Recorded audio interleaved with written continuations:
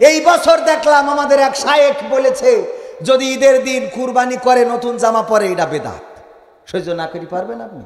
মানে কিছু করলেই বেদাত। না জানি কবে বলে যে এই বাংলাদেশে নামাজ পড়া বেদাত, কারণ বাংলাদেশে তো কোনো নবী এসে নামাজ পড়ে নাই, বাংলাদেশে কোনো রাসূল এসে নামাজ পড়ছে? তাইলে এই না জানি কবে বলে ফেলে। আল্লাহ তাদের হেদায়েত নসিব করুন, বলেন আমিন। আল্লাহ রাসূল সাল্লাল্লাহু আলাইহি সাল্লাম একদিন সাহাবীদেরকে ডেকে বললেন, ওগো সাহাবীরা তোমরা একটু বসো, তোমাদের সামনে আমার কিছু কথা আছে, যদি তোমরা বুঝতে পারো তাহলে তোমরা জবাব দিবা, যদি বুঝতে না পারো তাহলে প্রশ্ন করবা। আল্লাহ রাসূল বললেন, ওগো সাহাবীরা, একজন মরুপথিক পথ চলছে, তার রাস্তাটা হলো 1 মাসের। কয় মাসের? 1 মাসের রাস্তা। এই রাস্তা চলতে যে খাদ্য খাবার পানি যা কিছু সাথে নিয়েছে, মরুভূমির পথ। যারা মদিনায় মক্কায় গিয়েছেন তারা জানেন ওই রাস্তা মাইল কি মাইল, গাছ নাই, পানি নাই, পুকুর নাই, ঘর নাই, বাড়ি নাই, আছে না নাই? দেখেছেন কিনা আপনারা? যারা গিয়েছেন দেখেছেন কিনা? গিয়েছেন কয়জন? মক্কা মদিনায় গিয়েছেন কয়জন? একটু হাত তোলেন। অনেক আসলাম, 2 জন, তাও পাইছি 2 জন, আলহামদুলিল্লাহ। যারা গিয়েছে তারা জানেন। আর পিছনে একজন। এত টাকা এত পয়সা কোথায় রাখবেন? উমরা করার জন্য কত খরচ হয়? 1,20,000 30,000 টাকা। একটা গরু বেচলে এখন 1,60,000 2,20,000 টাকা পাওয়া যায় না? যায় না? একটা গরু বেচে উমরায় যাওয়ার টাকা জোগাড় করতে পারলেন না, কিন্তু আসাদুজ্জামান 1 বিঘে জমি বন্ধক রাখবে 2 লাখ টাকা, ওইটা নেওয়ার জন্য আমরা রাজি আছি না নাই? আর সুদ, এইটা তো এখন খায় না, এখন ইন্টারেস্ট খায়। কি খায়? ইন্টারেস্ট খায়। আবার আমার আসার পথে বললো, ভাই মুসলমানদের হক নিয়ে কথা বলবেন। একজন মুসলমানের উপরে অপর মুসলমানের হক আছে কয়টা? একজন বলেন দেখি কয়টা? কয়টা? 6টা। কয়টা? এই জন্য ইসলামের বেসিক নলেজ, ইসলামের বেসিক, আমরা নাম দিয়েছি বেসিক নলেজ অফ ইসলাম। আমি ওই যে প্রশ্ন করে বেড়াই, আপনারা দেখেছেন এই অনুষ্ঠান? যা প্রশ্ন করি বলতে পারে না, এই জন্যে আমি এই বইটা করেছি, ইসলামের বেসিক নলেজ এখানে ঢুকাইছি। নামাজ কালাম কিভাবে করতে হবে মোটামুটি, সেই সাথে প্রশ্ন, মুসলমানদের হক কয়টা, আমাদের আদিমাতার নাম কি, খুনের প্রচলন করেন কে, জাহান্নাম জান্নাতের দরজা কয়টি, তারপরে নবী মুহাম্মদ সাল্লাল্লাহু আলাইহি সাল্লাম কত সালে জন্মগ্রহণ করেছেন, সব কিছু মিলাই এই বইটা করেছি। এটা প্রথম খণ্ড। আপনারা চেষ্টা করবেন, আমি লাস্টে আমার ক্যামেরাম্যানকে বলবো নেওয়ার জন্যে, আপনারা নিবেন এবং এটা ব্যাপক হারে যদি পারেন মানুষকে দিবেন, মানুষেরা শিখুক, জানুক। আমরা জানি না আমাদের একে অপরের দায়িত্ব কি। একজন মুসলমানের উপরে অপর মুসলমানের হক কয়টা? 6টা। কয়টা? 1 নম্বর হক, যদি দেখা হয় তাইলে কি করবে? সালাম দিবে, আর যদি সালাম দেয় উত্তর দিবে। 2 নম্বর হক হলো যদি নিমন্ত্রণ করে তাইলে নিমন্ত্রণটা গ্রহণ করবে। 3 নম্বর হক হলো যদি কেউ হাসি দেয় দিয়ে আলহামদুলিল্লাহ বলে, তাহলে আপনারা কি বলবেন? ইয়ারহামুকাল্লাহ, এটা বলবেন। 4 নম্বর হক হলো যদি কোনো মুসলমান অসুস্থ হয় তাইলে সেই অসুস্থতায় তার দেখতে যাওয়ার দরকার আছে না নাই? দেখতে যাওয়ার দরকার আছে না নাই? এটা 4 নম্বর না, এর মধ্যে আর একটা আছে। হাসি দিলে ইয়ারহামুকাল্লাহ বলবে, নিমন্ত্রণ করলে কি করবে? গ্রহণ করবে। আর 4 নম্বরটা কি যেন আমি ভুলে গেছি। 5 নম্বর হলো অসুস্থ হলে দেখতে যাবে। আর 6 নম্বর হলো যদি মারা যায় তাহলে তার জানাজায় কি করবে? জানাজায় শরীক হবে। ওগো আমার ভাইয়েরা, এই হকগুলো আমাদের জানা থাকার দরকার আছে না নাই? এইভাবে হকগুলো জানি না বলে আমরা নিজেরাও অন্যদের হকগুলো বুঝে দিতে পারি না। আলোচনায় ফিরে আসি। আল্লাহ রাব্বুল আলামিন সময়ের কসম করে বললেন, ওয়ালা আসরিন্নাল ইনসানা লাফি খুসর, প্রতিটা মানুষ কি ক্ষতির মধ্যে রয়েছে। আজকে যদি চারিদিকে তাকান, ক্ষতির মধ্যে আছে না নাই? কেউ সুদ খায় ডাইরেক্ট, কেউ আবার ইনডাইরেক্ট, কেউ ডাইরেক্ট খায়, কেউ ইনডাইরেক্ট খায়, কেউ ধান দিয়ে খায়, কেউ পাট দিয়ে খায়। বলে এই নাও 1000 টাকা দিলাম, 1000 টাকা কিন্তু টাকা না, এটা হলো 1 মণ ধান। এটা কি? 1 মণ ধান। এই যে তোমার দিলাম 1 মণ ধান, যখন দাম বেড়ে যাবে তখন বেচবো। এই বছর সবচেয়ে বেশি দাম যেই দিন হবে ওই দিন আমি বেচে দেবো। তার মানে এই সিজনে যদি ওই ধানের দাম 1800 টাকা হয়, তাইলে ওই দিন বলবে আমার ধান বেচে দিলাম 1800 টাকায়। ও দিল কত? 1000। দিল কত? পাইলো কত? 1800। চিন্তা করতে পারেন, এ তো সুদীর আব্বা। একই সুদীর আব্বা যদি কেউ সরাসরি ধান দেয়, যদি জিজ্ঞাসা করেন হুজুর যদি কেউ সরাসরি ধান দেয় তাইলে কি সেটা জায়েজ হবে? হ্যাঁ, সেটা জায়েজ হবে যদি কেউ 1 মণ ধান দেয়। আবার যদি সেই সময় 1 মণ ধান নিয়ে নেয় তাইলে কোনো অসুবিধা নাই, কারণ ধানের পিছনে মানুষের মেহনত আছে না নাই? এই ধানের পিছনে মানুষের কর্ম আছে, সার খরচ আছে, পানি খরচ আছে। এই মানুষ এই ধান দিয়ে রিজিক আছে না নাই? অন্য মানুষের রিজিক আসে না? আসে না। যেইটার পিছনে পরিশ্রম আছে, যেইটার পিছনে ওয়ার্কার ব্যয় হয়, যেইটার পিছনে টাকা খরচ হয়, সেইটাই কোনো সমস্যা নাই, ওইটাকে বলে ব্যবসা। ওইটাকে কি? ওইটা হলো ব্যবসা।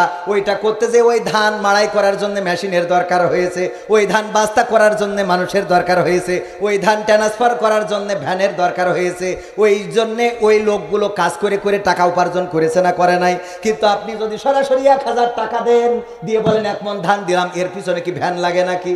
এর পিছনে কি মাড়াই করা মেশিন লাগে? এর পিছনে কি সার লাগে? না, কিছুই লাগে না। এই জন্য ওইটা হলো সুদ। আর যদি সরাসরি পণ্য দেন তাইলে সুদ হবে। এই জন্য আল্লাহ বলেছেন যে আমি ব্যবসাকে করেছি হালাল আর সুদকে করেছি হারাম। প্রতিটা মানুষ ক্ষতিগ্রস্তের মধ্যে, শুধু তারা ব্যতি রেখে কারা? 4 শ্রেণীর ব্যক্তি। কয় শ্রেণী? 4 শ্রেণীর ব্যক্তি। 1 নম্বর হলো যারা ঈমান এনেছে, যারা ঈমান এনেছে। 2 নম্বর যারা আমলে সলেহ করেছে। কি করেছে? আমলে সলেহ। এইটার হলো ব্যাপক অর্থ। আমলে সলেহটা কি? আমলে সলেহকে অনেকে এখন আবার বেদাত বলে ঘোষণা দেয়। ভালো কাজগুলো বেদাত বলার কোনো সুযোগ। এই বছর দেখলাম আমাদের এক শায়েখ বলেছে যদি ঈদের দিন কুরবানি করে নতুন জামা পরে এটা বেদাত। সহ্য না করি পারবেন আপনি? মানে কিছু করলেই বেদাত। না জানি কবে বলে যে এই বাংলাদেশে নামাজ পড়া বেদাত, কারণ বাংলাদেশে তো কোনো নবী এসে নামাজ পড়ে নাই। বাংলাদেশে কোনো রাসূল এসে নামাজ পড়ছে? তাইলে এই না জানি কবে বলে ফেলে। আল্লাহ তাদের হেদায়েত নসিব করুন, বলেন আমিন। সব কিছু আপনি রাসূল করেছেন, এইটাই যদি করাটাকে আপনি মনে করেন ভালো, তাইলে আগামীকালকে পাবনা থেকে ঢাকায় যাওয়ার পথে আপনি ডাইন পাশ দিয়ে যাবেন। কোন পাশ দিয়ে? আপনার বাইকটা ডাইন পাশ দিয়ে চালাবেন, আপনার প্রাইভেটটা ডাইন পাশ দিয়ে চালাবেন। তাহলে আমি বুঝবো যে আপনি রাসূলের আইন মতো, নীতি মতো আপনি চলেন। যদি রাস্তায় চলার সময় বাম পাশ দিয়ে চলেন, আপনি ভণ্ড ভণ্ড ভণ্ড। কারণ যেখানে কুপান খাওয়া লাগবে সেখানে আপনি ঠিকই সোজা হয়ে যান। ঠিক না বেঠে? কারণ আপনি রাসূলের কথা বলবেন যে রাসূল এটা করে নাই, আমি কেন করব? রাসূল এটা বলে নাই, আমি কেন করব? রাসূল বলেছে রাস্তার ডান পাশ দিয়ে চলা আমার সুন্নাহ। রাসূলের কথা মতো রাস্তার ডান পাশ দিয়ে আপনি চলবেন। বাংলাদেশে কেন বাম পাশ দিয়ে চলেন? কারণ বাম পাশ দিয়ে না চললে লাশটাও পাওয়া যাবে না, ওই রাস্তায় পড়ে থাকবে শিয়ালের মতো। ঠিক না বেটে? এই জন্যই মায়ের খাওয়া সুন্নাত কেউ মানতি, দাড়িতে সুন্নাত, টুপিতে সুন্নাত, পোশাকেও সুন্নাত আছে। পাথরের আঘাত খাওয়া সেটা যে সুন্নাত, কেন মনে হয় না তোমার কাছে? কেন মনে হয় না তোমার কাছে? ঠিক না বেঠে?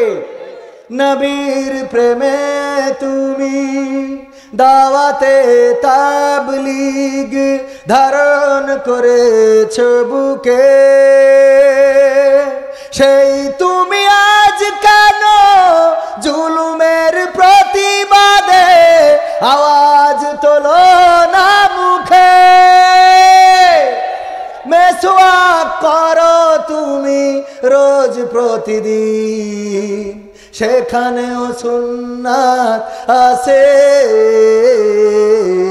পাথরের আঘাত খাওয়া, মাঝে মাঝে জেলে যাওয়া, সেটা যে সুন্নাত, কেন মনে হয় না তোমার কাছে?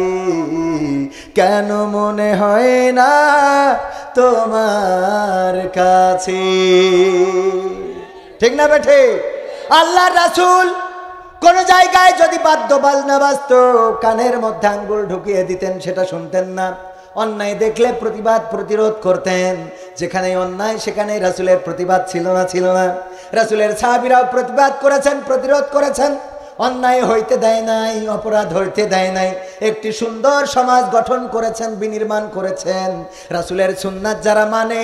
আর আজকের সমাজে যখন অন্যায় হয়, ডিজে হয়, ট্রাকে যখন, পিকআপে যখন আমার সন্তানেরা অশ্লীলতা করে, বেহায়াপনা করে, যখন উচ্ছৃঙ্খলতা করে, আর এইগুলো চোখের সামনে দেখার পরেও যারা এটা নিয়ে কথা বলে না, বরং মুখ বুজে থাকে। আর যাই হোক, তারা রাসূলের উম্মত, এই দাবিটা করতে পারে? দাবি করা যাবে? যেখানে অন্যায় হয়েছে সেখানে প্রতিবাদ হয়েছে না হয় নাই? সেখানে প্রতিবাদ হয়েছে, প্রতিরোধ হয়েছে। আল্লাহ রাসূলের আইন মানে নাই, এই কারণে ওমর রাদিয়াল্লাহু তাআলা আনহু ঠাস করি মাথার পরে কোপ মারি দিয়েছে, মাথা উইলে পড়ে গেছে। জানেন কিনা আপনারা? রাসূলের বিচারটা মানে নাই। বলিস কি, চলো ওমরের কাছ থেকে সানি করে আসি রাদিয়াল্লাহু তাআলা আনহুর কাছ থেকে। রাসূল সাল্লাল্লাহু আলাইহি সাল্লামের বিচার পছন্দ হয় নাই। ওমর রাদিয়াল্লাহু তাআলা আনহু বললেন যে ঠিক আছে, তোমার কি আসলে পছন্দ হয় নাই? কয় না, তাইলে বসো, আমি ভিতর থেকে আসতেছি। ভিতর থেকে আসলো, কি নিয়ে আসলো? তরবারি এক কান নিয়ে এসে কি বললো যে সত্যিই কি পছন্দ হয় নাই? কয় না। অমনি কুপান দিয়ে দিয়েছে, একেবারে এক কোপে শেষ। রাসূলের বিধান, আইন, বিচার যাদের পছন্দ হয় না, তাদের জমিনে বেঁচে থাকারও কোনো অধিকার নেই, অন্তত যারা মুসলমান। যারা অন্য ধর্মের, তাদের সাথে আমাদের কোনো দ্বন্দ্ব নেই। ওই যে মরুপতিকের কথা বলছিলাম, মনে আছে কিনা? 15 দিনের পথ যখন গিয়েছে, 1 মাসের মধ্যে 15 দিনের পথ যাওয়ার পরে তার খাবার ফুরিয়ে গিয়েছে, পানি ফুরিয়ে গিয়েছে, সাথে আর পানিও নাই, খাবারও নাই। আল্লাহর নবী বললেন, ও আমার সাহাবীরা, এই মরুপথিক এখন পিপাসার্ত, প্রখর রোদ মাথার উপরে, যখন এই রোদ পড়ছে, পানির পিপাসায় অতিষ্ঠ, জীবন যায় যায় অবস্থা। এখন এই মরুপথিক কি করবে? আল্লাহ রাসূলের সাহাবীরা বললেন, ওগো রাসূল সাল্লাল্লাহু আলাইহি সাল্লাম, এই লোকটির উচিত হবে চারিদিকে কোথাও পানি আছে কিনা খুঁজে দেখা। আল্লাহর নবী সাল্লাল্লাহু আলাইহি সাল্লাম বললেন, চারিদিকে খুঁজতে লাগলেন। খুঁজতে খুঁজতে একটা ছোট্ট জঙ্গলের মধ্যে একটা কূপ পেয়ে গেলেন, কিন্তু পানি ওঠানোর কোনো ব্যবস্থা নাই। বলো এখন কি করবে? আল্লাহর নবীর সাহাবীরা বললেন, ওগো নবী গো, এখন ওই লোকটির উচিত হবে, ওই লোকটির উচিত হবে কোনো না কোনো ভাবে ওই কূপ থেকে পানি তুলে পান করা, তা না হলে লোকটি তো মারা যাবে। আল্লাহর নবী সাল্লাল্লাহু আলাইহি সাল্লাম বললেন, লোকটি তাই করলো। তাড়াতাড়ি করে ওই পানি তোলার জন্য বন থেকে লতা ছিঁড়ে আনলো, উপরে গাছের ডালে বাঁধলো, আর ওই লতাটা কূপের মধ্যে ঝুলিয়ে বেয়ে বেয়ে কূপের মধ্যে নামতে লাগলো। যখন কূপের মাঝ বরাবর নেমে গেছে, নেমে দেখে ওই পানির মধ্যে 2টা বিষধর সাপ রয়েছে। যদি এখন পানি ওই কূপের পানি খাইতে যায়, তাইলে ওই সাপের কামড়ে মারা যাবে। বলো এখন ওই মরুপথিক কি করবে? আল্লাহর নবীর সাহাবীরা বললেন, ওগো নবী গো, ওই লোকটির উচিত হবে এখন উপরের দিকে উঠে আসা, কারণ পানি পান করতে গেলে যদি সাপের কামড় খেয়ে মারা যায়, তার থেকে ভালো ওই পানি পান না করে উপরে চলে আসা, অন্য কোনো বিকল্প পানির ব্যবস্থা করা। আল্লাহর নবী বললেন, লোকটি তাই করলো। লতাটা বেয়ে যখন উপরে উঠবে, উপরের দিকে তাকিয়ে দেখে যেই বনে পানির জন্য কূপে নেমেছে, ওই বন থেকে একটা বাঘ এসে কূপের মুখে চেয়ে আছে। এখন বলো এই লোকটি কি করবে? আল্লাহর নবীর সাহাবীরা বললেন, ওগো নবী গো, এই লোকটি তো বড় 2 দিকের বিপদে পড়ে গেছে, উপরে বাঘ, নিচে সাপ, আর সে কূপের মধ্যে এখন উচিত হবে লতাটা আঁকড়ে ধরে থাকা, যেন ওই বাঘ যদি বনে চলে যায় তাইলে উপরে উঠতে পারবে, অথবা সাপ যদি পানিতে চলে যায় তাইলে পানি পান করতে পারবে। আল্লাহর নবী বললেন, লোকটি তাই করলো, ওই লতাটা আঁকড়ে ধরে থাকলো। হঠাৎ বাঘ চলে গেছে কিনা দেখার জন্য উপরে যখন তাকালো, দেখলো যে গাছের ডালে লতাটা বেঁধেছে, ওই গাছের ডালের ওই লতাটা 2টা ইঁদুর এসে কুটকুট কুটকুট করে কেটে দিচ্ছে। যখন সাদা ইঁদুরটা কাটে তখন কালো ইঁদুর বসে থাকে, যখন কালো ইঁদুরটা কাটে তখন সাদা ইঁদুরটা বসে থাকে। ওগো আমার সাহাবীরা বলো, এই লোকটির চিন্তাটা এখন কি হবে? আল্লাহর নবীর সাহাবীরা বললেন, ওগো নবী গো, এই লোকটির এখন চিন্তা হবে, এই লতাটা কাটতে যতটুকু সময় ওই লোকটার মারা যেতে ততটুকু। বোঝা গেছে? রাসূল সাল্লাল্লাহু আলাইহি ওয়াসাল্লাম এভাবে উদাহরণ দিয়ে মাঝে মাঝে সাহাবীদেরকে বোঝাতেন। একদিন বললেন, আমি তোমাদেরকে ধার দেব, কে টাকা ধার নিবা আসো। সবাই নিল, সবাই বলতে অনেকেই নিল, কেউ 5 টাকা, কেউ 10 টাকা, কেউ 20 টাকা। ওমর রাদিয়াল্লাহু আনহু সবচেয়ে কম নিয়েছিল, অল্প টাকা, অল্প কিছু মুদ্রা নিয়েছিল। আল্লাহ রাসূল বললেন, ধার যারা নিয়েছো, এই টাকা খরচ করার পরে 1 সপ্তাহ পরে আমি যেভাবে হিসেব চাইবো সেইভাবে হিসেব দিবা। কয় ঠিক আছে রাসূল সাল্লাল্লাহু আলাইহি ওয়াসাল্লাম, হিসেব দেব। পরের সপ্তাহে রাসূল সাল্লাল্লাহু আলাইহি ওয়াসাল্লাম একটা পাথর রাখলো রোদ্রের মধ্যে। যারা মক্কায় গিয়েছেন তারা জানেন যে উত্তাপে যখন সূর্যের তাপ দেয় মরুভূমির সেই উত্তাপ, পা পাতা যায় না, এত তাপ সেখানে। আল্লাহ রাসূল রেখেছেন পাথর, রাখার পরে বললেন, ওগো সাহাবীরা এবার আসো, ওই পাথরের উপরে খালি পায়ে উঠবা, আর কে ওই টাকা কিভাবে খরচ করেছো হিসেব দিবা। যেই সাহাবী ওঠে পা রাখতে পারে না, তাড়াতাড়ি ঝাঁপতে পড়ে, বলে যে আমার মেয়ের জন্য খরচ করেছি, মার জন্য, তারপরে আর বলতে পারে না। ওমর রাদিয়াল্লাহু তাআলা আনহু সবচেয়ে অল্প টাকা নিয়েছিল, সে ওই পাথরের উপরে উঠে খুব তাড়াতাড়ি করে নিজের হিসেবটা দিয়ে নেমে গেল। আল্লাহ রাসূল সাল্লাল্লাহু আলাইহি সাল্লাম বললেন, আজকে তোমাদের এটা বোঝানোর অর্থটা ছিল কিয়ামতের ময়দানে ওই দিন তামার চেয়ে গরম থাকবে, যেখানে পায়ের পা এত গরম হবে জমিন, যে পা দিয়ে যে তাপটা উঠবে সেই তাপে মাথার ঘেনুগুলো টকবক করে ফুটে মাথা থেকে মাথার এই এই যে এটা টাকনুটা, এই যে মাথার উপরে কি বলে এটারে, খুলি, এই খুলিটা উল্টিয়ে দেওয়া হবে এবং ঘেনুগুলো টকবক করে ফুটে গা বেয়ে বেয়ে পড়তে থাকবে, এবং ওই ঘিলুর গরমে শরীরের গোশতগুলো গলে যেতে থাকবে। বলেন আল্লাহু আকবার। এত ভয়াবহ হবে। ওই ভয়াবহ অবস্থায় দাঁড়িয়ে থেকে 50,000 বছর দাঁড়িয়ে থেকে গোটা জীবন জিন্দেগির হিসাব দেয়া লাগবে। কোন পথে আয় করেছো, কোন পথে ব্যয় করেছো, যৌবনকাল কোন পথে লাগাইছো, বৃদ্ধকাল কোন পথে কাটাইছো, হায়াতটা কোন পথে কাটাইছো, কোন পথে আয় করেছো, কোন পথে ব্যয় করেছো। কয়টা প্রশ্ন? 5টা প্রশ্নের উত্তর না দেয়া পর্যন্ত ওই জায়গা থেকে আদম সন্তান পা উঠাতে পারবে না। সেই 5টা প্রশ্নের মধ্যে একটা হলো তোমার হায়াতটা কোন পথে ব্যয় করেছো, 2 নম্বর প্রশ্ন তোমার যৌবনটা কোন পথে ব্যয় করেছো, 3 নম্বর প্রশ্ন কোন পথে আয় করেছো, 4 নম্বর প্রশ্ন কোন পথে ব্যয় করেছো, এবং 5 নম্বর প্রশ্ন তোমার যে ইলম দিয়েছিলাম, জ্ঞান দিয়েছিলাম, এই ইলম দিয়ে জ্ঞান দিয়ে তুমি কোন কাজটা করেছো। এই 5টা প্রশ্নের উত্তর দিতে গেলে আপনি চিন্তা করে দেখেন তো, কবরে যে কি বলবেন, আমরা কি বলবো, একটু কি মনে হয়? একটু কি চিন্তা করেন? কি বলবেন? যৌবনকাল কোন পথে কাটাইছেন? আল্লাহ, ডিজে কুপাকুপি করেছিলাম। কি করেছিলাম? এই বলা ছাড়া যৌবনকালের হিসাব আসবে? ভাইয়ারা আমার, আল্লাহ রাসূল সাল্লাল্লাহু আলাইহি ওয়াসাল্লাম উদাহরণ দিয়ে বুঝাতেন।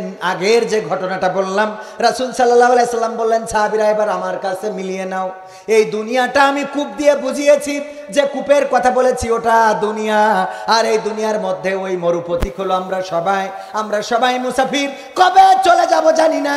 আমি যে লতাটার কথা বলেছি এই লতাটা হলো হায়াত, যার লতাটা যত মোটা তার হায়াতটা তত বেশি। আর আমি যে ইঁদুরের কথা বলেছি ওই ইঁদুর হলো রাত এবং দিন, একটা সাদা একটা কালো, কালোটা যখন কাটে কুটকুট করে সাদাটা বসে থাকে, দিন যখন আসে রাত আসে না, আর রাত যখন আসে দিন আসে না। আমি যে সাপের কথা বলেছি নিচে ওটা কবর, আমি যে বাঘের কথা বলেছি ওটা আজরাইল। প্রতিটা মানুষ চিন্তা করে দেখেন, দুনিয়ার মধ্যে আমরা সবাই মরুপথী, কবে চলে যাব জানি না। আজকের ঘুমটা আমাদের শেষ ঘুম হয়ে যেতে পারে, আজকের রাতটা জীবনের শেষ রাত হয়ে যেতে পারে। ঈদটাকে কেন্দ্র করে বাইকে পিকআপ দেওয়ার জন্য আজকেও দেখলাম পত্রিকার নিউজে 31 জন মারা গিয়েছে শুধু ঈদের আনন্দ করতে যেয়ে। কয়জন মারা গেছে? 31 জন। এটা পত্রিকার নিউজ। আর পত্রিকার বাইরে আরো কয়টা গেছে সেটা তো আর আমাদের কাছে হিসাব নাই। ঈদের আনন্দ করতে যেয়ে ওরাও কিন্তু আনন্দ। আজকে একটা দুর্বিষহ নিউজ দেখেছি, পাটুরিয়া, সম্ভবত পাটুরিয়া না কোন জায়গার ফেরিঘাটে ঈদে বাড়ি যাচ্ছিল, বাড়ি হলো পিরোজপুর মঠবাড়িয়া, ঈদ করার জন্য গাজীপুর থেকে স্ত্রী, স্বামী এবং সন্তান একসাথে রওনা করেছিল।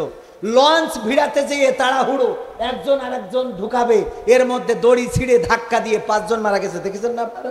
তার মধ্যে স্বামী স্ত্রী আছে পিরোজপুরের। তাদের আর ঈদের আনন্দ হয় নাই। ঈদের দিন তারা বাড়িতে যাইতে পারে নাই, বাড়িতে গেছে কিন্তু লাশ হয়ে, ঈদটা কপালে জোটে নাই। আমরা যারা এই বছর ঈদ পেয়েছি, আজকেও পত্রিকার নিউজে দেখলাম ওই পিকআপ ভাড়া করে ডিজে বাজাইতে যেয়ে সেখান থেকে ছাপতে পড়ে একজন মারা গেছে। সুবহানাল্লাহ বলার দরকার আছে না? নাই? এরাম মরলে সুবহানাল্লাহ বললে অসুবিধা নেই, ওরা মরুক দিন, কিছু কুমুক, তারপরেও মৃত্যু কামনা করা যাবে না। আল্লাহ মাফ করুক। আসলে মনের দুঃখে বলতে ইচ্ছে করে, মনের কষ্টে। তো এইভাবে আমার আপনার মৃত্যু কার কখন হবে কেউ বলতে পারি? আল্লাহ রাসূল বললেন, মিলিয়ে নাও, দুনিয়াটা হলো ওই কূপের মতো, আর সবাই মুসাফির। ওই হায়াতটা হলো রশি, আর তোমার মালাকুল মউত হলো ওই বাঘটা দিয়ে বুঝাইয়েছি, সাপ দিয়ে কবর বুঝাইয়েছি, আর রাত দিন বুঝাইয়েছি দূর দিয়ে। প্রতিদিন রাত যায় দিন যায়, তোমার হায়াত নামের রশিটা কুটকুট কুটকুট করে কেটে দেয়। যখন কুটকুট করে কাটা হয়ে যাবে, যেই মুহূর্তে কাটা শেষ হয়ে যাবে অমনি ঝপাত করে পড়ে যাবেন, আর আপনার আপনজনেরা নিয়ে যে কবরে রেখে আসবে। ওই কবরের খবর কোনোদিন নেবে না। চলন বিলে যখন পানি উঠে যাবে, ওই কবরটা পানির মধ্যে পড়ে থাকবে। ওই কবরের নিশানাও কেউ খুঁজে পাবে। তাহলে সেই দিনের প্রস্তুত হওয়ার দরকার আছে না নাই? সেই দিনের প্রস্তুতি নেওয়ার দরকার আছে না নাই? প্রস্তুতি নিতে রাজি আছেন কারা কারা? একটু হাত দেখতে চায়। নারায়ে তাকবীর, নারায়ে তাকবীর। আল কোরআনের আলোক, আল হাদিসের আলোক, আমার নেতা তোমার নেতা। নারায়ে তাকবীর।